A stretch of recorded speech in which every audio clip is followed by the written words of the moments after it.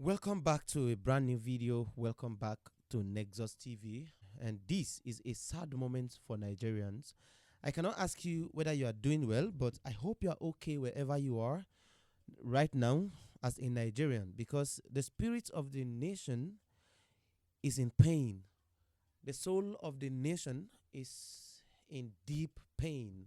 If you think as a Nigerian that you have freedom, please, I want you to think again, because if people who are occupying a very important office and position in this country can be suppressed, can be humiliated, I want you to think of what will happen to you as a normal citizen. I'm not saying you don't have power as a citizen. As a citizen of a democratic nation, you should have some certain level of power, but not in the case of Nigerians and Nigeria. Because, as I said, the soul of the nation is in pain, and the people of Nigeria are all in pain because, the power of politicians, how they've been suppressing their citizens, the citizen of Nigeria, how the few people who occupy important office, holding important power,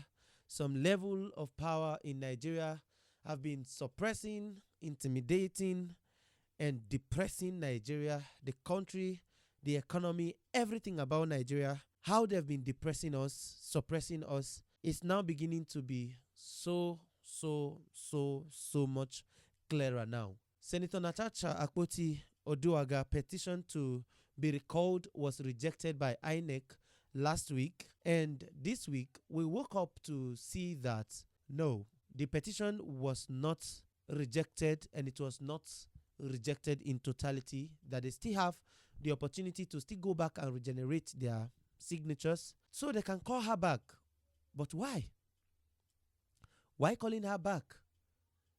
I can see that every part of this country now is going through this oppression, this suppression. If you follow the trend very well, there is a court order that restricts her from talking to media. That is an act of silencing this woman, this vibrant woman, this powerful woman. This is an act of suppressing her, taking her voice away from her, and try as much as they can to make sure that nobody hear from her anymore. Nobody knows what is going on behind the scene.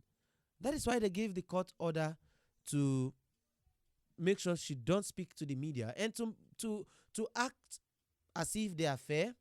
They gave the same order that Senator Akpoti-Uduaghan should not be talking to the media, which we know that from the beginning of this saga, he has never for once spoken to any media outlet. He has never for once spoken to a media outlet. And if he has done and I missed it, please, someone should let me know in the comment section below, because I've not seen him talking to any media. He has errant boys who are there talking on his behalf. Some senators there talking on his behalf, defending him with their last blood, their passion and all of those things. As if that defense and that court order is not enough, there is a rumor flying that if INEC chairman, Mr. Yakubu, did not comply, he might lose his job. And what does that mean? As some of you might say, that he's obviously leaving the office already, so even if he loses his job, nothing really changed. Something changed, my brother. Something changed, my friend. If it gets to that point that Mr. Yakubu will have to be sacked, will have to be fired, he will lose his gratuity and his pension. He's not going to be paid, just like Natasha is not being paid at the moment. So Mr. Yakubu is under pressure now to comply. And you as a Nigerian, typical Nigerians, should know what compliance in this kind of situation means in Nigeria. You should know what compliance means. I cannot even smile. You know, my energy on video most time is always like I'm shouting at the top of my voice. But now, remember what I said at the beginning of this video, the state of the nation. Nigeria is depressed, is suppressed, and the soul is in pain. We are in pain. The soul of the country is in pain, in deep pain. As if it's not enough, from Madam Charity to Madam Sandra, the Kogi Central women leader. He's now was on TVC. Was he on TVC? Something like that. He was actually speaking to a media outlet lately, and she said that they are coming back to resubmit they are going to start their recall process when they are able to meet the constitutional requirements as advised by INEC. Advised in this case by INEC. That is not her word explicitly, but that is me trying to tell you what she said, because we're not far from the dots. She have 6 months out of office, so they have enough time to look for all what they could look for to make sure that this woman is back home. You all saw the crowd that came out when this woman went home on the Salah celebration last time. The crowd that trooped out, all those media platforms were there to cover her events. But no, only this woman and the event of the last general election had shown us that the soul of the nation is being ripped off its body. It's being ripped off her body, not its body. The soul of the nation is being ripped off her body, and she's in pain, crying out loud for help. There's a rumor now, last time, that Tinubu was considering reinstalling what's his name, Mr. Yakubu, as the INEC chairman. You know, if this man come out to give any judgments contrarily to what he as a person believe is right, please, Nigerians, do not insult him at this point. Do not insult him. Do not, because not just his job, his life too might be at risk. His life might be at risk at the moment if he fails to comply, because you know the lions that are championing this movement, the lions that are championing this whole shenanigans, this whole corruption, corrupt practices. The democracy in Nigeria is not democratic enough. It's not even democratic at all. That is why I said, if you think you have freedom as a Nigerian, if you think you have freedom, you have to think again. If you think you have freedom, you don't have one. You can imagine this video I'm showing to you now might be one of the reasons why people will hate me. It might be one of the reasons why people will try to flag me or blackmail or blacklist me. That is the word, not blackmail, blacklist me. It might be the reason. You never know. You never know. If anybody dares to come out to talk about this thing, you all know what will happen to that kind of person. You all know what will happen. So please, if you are watching this video, instead of you tweeting on on YouTube or any social media platform, that on Twitter, that INEC is fraud or INEC is corrupt, please just say, hello INEC, I want to greet. Just say, hello INEC, we want to pamper INEC at this point, because the relationship between Nigerians and Nigeria and INEC right now is just like the relationship between a son and his father that is broken. Please go back INEC right now. Do not fight INEC. Beg INEC to do the right thing. If they resubmit this recall process, if this recall process should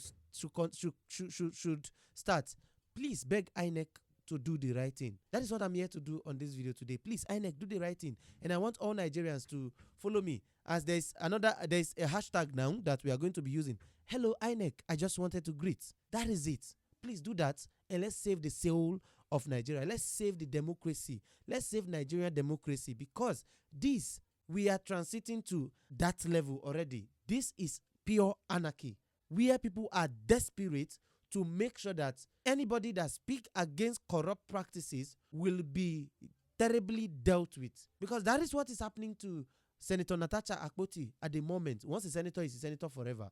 So we can still be calling her senator. That is what is happening to Natasha. The root of all of these things was her call to investigate the corrupt practices happening at Ajaokuta Steel Company.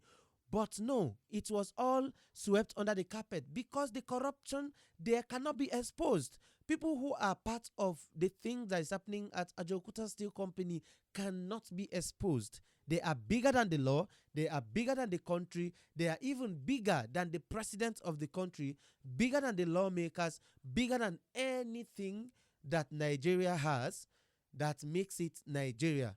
Every single thing that gives Nigeria soul, breath, fresh air, Those people are bigger than those. So the Senate are afraid of exposing or even investigating the corrupt practices happening at Ajokuta Steel Company.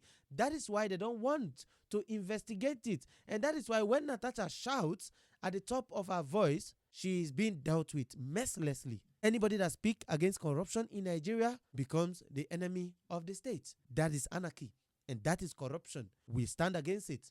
Democracy must live in Nigeria. Democracy must live in Africa.